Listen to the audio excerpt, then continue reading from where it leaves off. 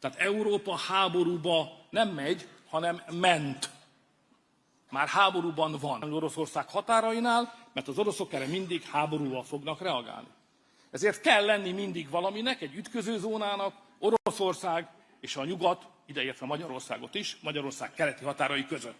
És arról kellene megegyeznünk, hogy ez a földterület, amit Ukrajnának hívnak, ütközőzóna volt, most háborús övezet lesz, hogyan lesz ismét egy ütköző állam. Békés, fejlődőképes, jobbról-balról befolyásokat elszenvedő, azt a politikájába beépítő, sajátos helyzetű ország.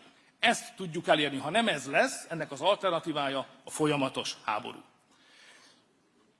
Vagyunk itt sokan, akik házasok vagyunk egy ideje. Én a 40-hez közelítek, az ember megtanulja a házasságban, hogy van olyan, hogy a béke és a békesség fontosabb, mint az igazság. Ez itt a helyzet.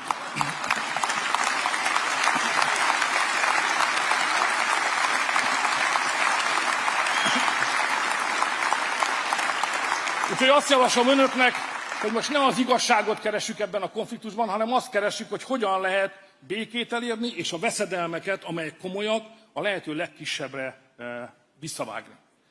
Most ez a nagy összefüggés.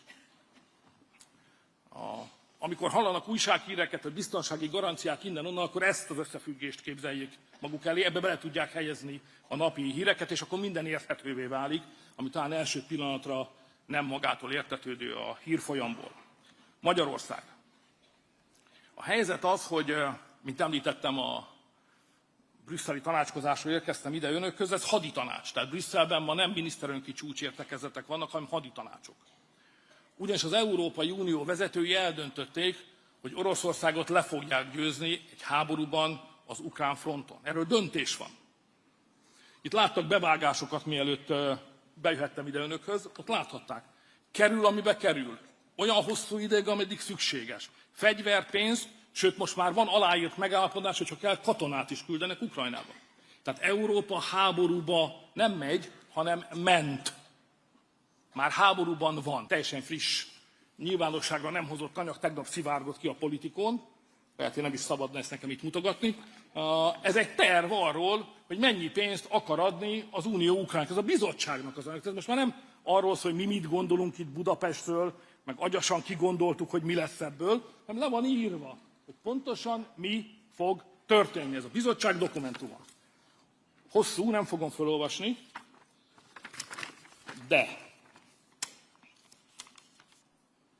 ezzel a törekvéssel, mármint Ukrajna talpraállításával összesen mintegy 800 milliárd dollárnyi tőke mozgósítása lenne összhangban, majd arról szól papíros, hogy hogyan fogunk előállítani 800 milliárd dollárt az ukránoknak egy úgynevezett ukrán jóléti program keretében.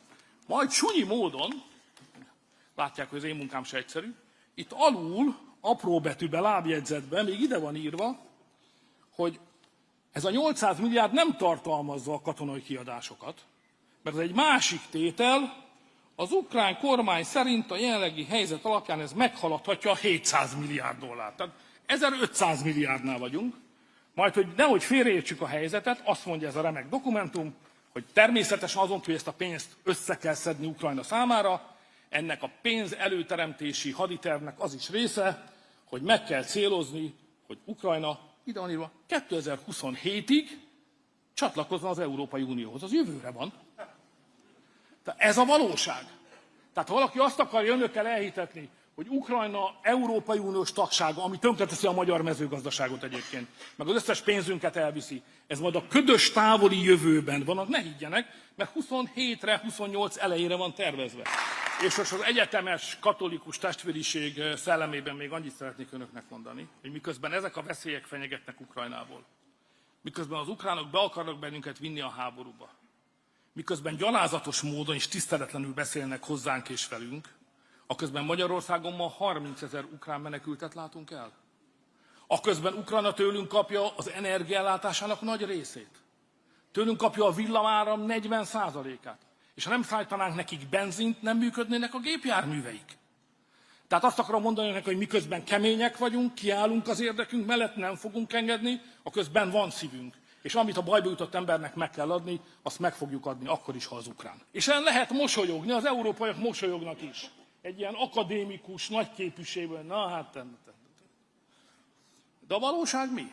A valóság az, hogy a NATO befutcsolt. Nem működött már régóta. A tagállamok 2%-át sem költötték a költségvetésüknek a katonai kiadásokra, pedig vállalták. Jött ez az elnök, lehet mondani mindent. Mennyi most a 2%? Sőt, már vállaltuk a 3,5-et. Tehát a NATO-t ő mentette meg. Aztán lehet azt mondani az amerikai elnökről, hogy ilyen, olyan, meg ilyen fantazmagóriái vannak mondjuk a gázai övezet ingatlan fejlesztéséről. Erről is láttam egy remek előadást a Davosban. Lehet ezt mondani, de ott nem régen még emberek ezrével ölték egymást. Annak vége van. Ott most béke van, ott most nem ölik egymást az emberek. És Venezuelából tonnaszám szállították a nyugati világba, Amerikába a kábítószereket, most eznek vége van.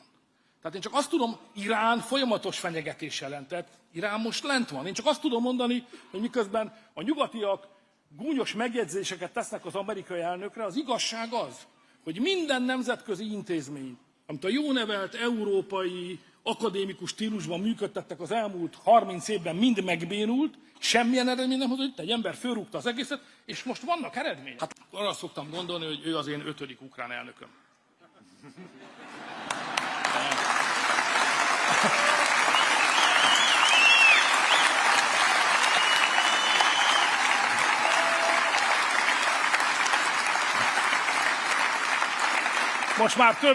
Most már több vicceskedést a humoros népnyelv köréből nem hozok ide, de hát ugye van az öreg béka, aki ott áll a hegytetőn. Na jó, szóval van az első dolog, az 5. elnököm. Az egyik felét az érveimnek előadtam. Veszélyek korában élünk, lesznek még veszélyes pillanatok. Közvetlen háborús fenyegetés van.